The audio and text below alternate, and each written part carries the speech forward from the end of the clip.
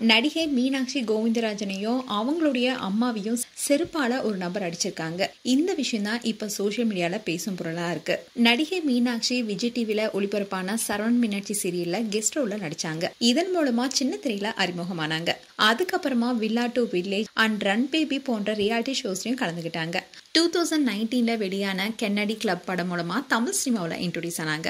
அதை தொடர்ந்து வேலன், வீரபாண்டியபுரம் போன்ற படங்களையும் நடித்திருக்காங்க. விக்ரம் நடிப்புல வெளியான கோப்ரா படத்துல முக்கியமான கேரக்டர்ல நடிச்சிருப்பாங்க. அது மட்டும் இல்லாம அருள்நிதி நடிப்புல டிமாண்டி காலனி 2 படத்திலையும் முக்கியமான ரோல் நடிச்சிருக்காங்க. அண்ட் மீனாட்சி நடிகை மட்டும் இல்லாம பிரபல மாடலும் கூட. இவங்க நிறைய அட்வர்டைஸ்மெண்ட் நடிச்சிருக்காங்க. அதோட இன்ஸ்டாகிராம்ல பல ப்ரொமோஷன் வீடியோவும் பண்ணிட்டு வராங்க.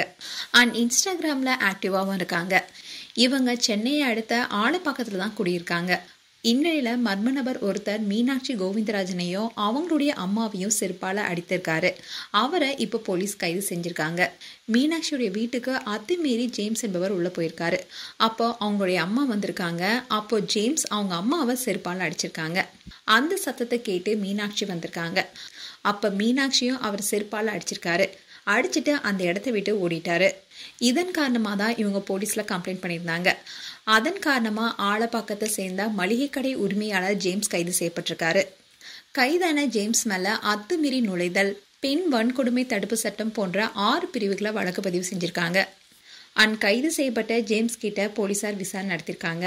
அப்போ அவர் என்ன சொன்னார்னா, 5 வருடங்களுக்கு முன்னாடி துணை நடிகையுடைய தாயார் தன்னை செருப்பால அடிச்சதுனால பழி வாங்கியதா ஜேம்ஸ் வாக்குமூலம் கொடுத்திருக்காரு.